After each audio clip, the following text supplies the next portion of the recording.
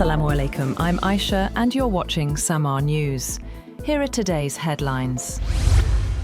US President Donald Trump has threatened to leave responsibility for reopening the Strait of Hormuz to countries that rely on the route. In a post on Truth Social, Trump criticized allies for failing to provide military support. He said that would push non-responsive allies to act. The remarks come as Iran warned the key waterway remained closed and at risk to shipping, sending oil prices higher. Israel's defense minister, Israel Katz, has claimed that Iranian intelligence minister Esmail Khatib was eliminated in a strike overnight. There has been no confirmation from Iran regarding Khatib's reported death. Katz said he and Israeli Prime Minister Benjamin Netanyahu had authorized the military to kill any other senior Iranian official being targeted without the need for additional approval. Israeli Channel 12 said Tel Aviv is still assessing the results of the attack without giving any further details. Iranian President Masoud Pezeshkian has vowed retaliation following the killing of senior official Ali Larijani. Pezeshkian called his death an irreparable loss and said those responsible will be punished. An IRGC commander warned of more intensive attacks against the enemy. Meanwhile, Israel's military said it would target Iran's new supreme leader, Mojtaba Khamenei. Iran's foreign minister, Abbas Araghchi, has said that Tehran's stance against the development of nuclear weapons will not significantly change. He said fatwas depend on the Islamic jurist issuing them, and added he was not yet in a position to judge the jurisprudential or political views of Iran's new supreme leader, Mojtaba Khamenei. Araghchi said he believed that after the war comes to an end, countries that border the Gulf should draft a new protocol for the Strait of Hormuz to ensure that safe passage through the narrow waterway is carried out under certain conditions aligned with Iranian and regional interests.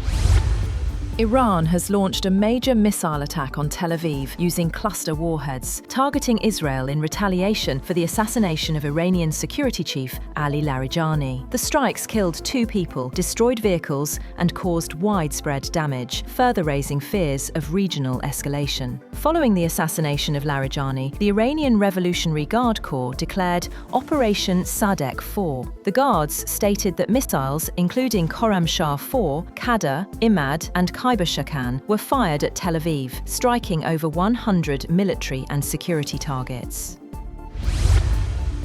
Sweden's security service has warned of increased threats to the Nordic nation from the war in Iran, including risks to Jewish targets, as it released its annual national security assessment. Operative Chief Fredrik Hallström told a press conference that history has shown that a desperate and pressured regime can be a dangerous regime, referring to the US-Israeli war on Iran. Security Service Chief Charlotte von Essen said in the report that the US-Israeli military operation against Iran and the countermeasures carried out by Iran have increased the threat against American, Israeli, and Jewish targets in Sweden.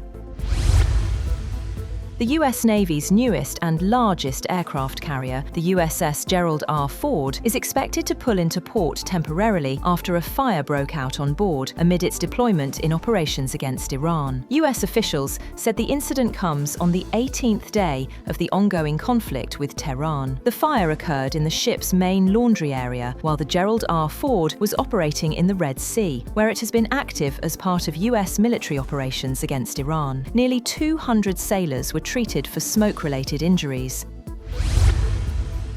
Israeli airstrikes in Beirut have killed at least 6 people, shaking the heart of the Lebanese capital as Israel intensified its offensive against the Iran-backed Hezbollah group. Israeli airstrikes also pounded the Hezbollah-controlled southern suburbs of Beirut, where footage showed explosions lighting up the night sky. Ahead of one of the strikes, the Israeli military issued a warning on social media, highlighting a building and saying it intended to act against what it said was a Hezbollah facility in the area.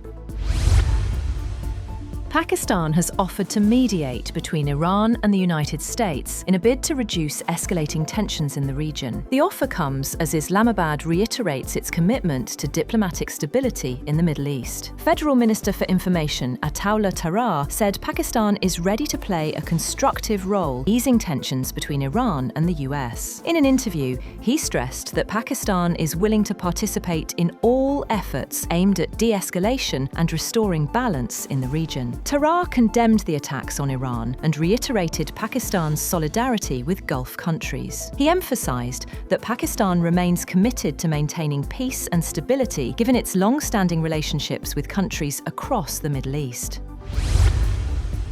Pakistan has announced a temporary pause in the Ghazab-Lil-Haq military operation against militants across the Afghan border. Information Minister Ataullah Tarar said the halt will run from March 18th to March 23rd for Eidul Fitr. He said the decision was made in good faith and at the request of countries including Saudi Arabia, Qatar and Turkey. However, the minister warned that the operation would immediately resume if any cross-border attack or terrorist incident occurs. And Saudi Arabia has announced that Eidul Fitr will be celebrated on Friday. The kingdom's Supreme Court said Thursday completes the 30th day of Ra-ma-zaan. The announcement comes as the Middle East marks the festival amid ongoing conflict. In Pakistan, the Central Moonsighting Committee will meet today for decision on Eid. That's all for now. For more updates, visit www.samaa.tv. Thank you for watching Samaa News.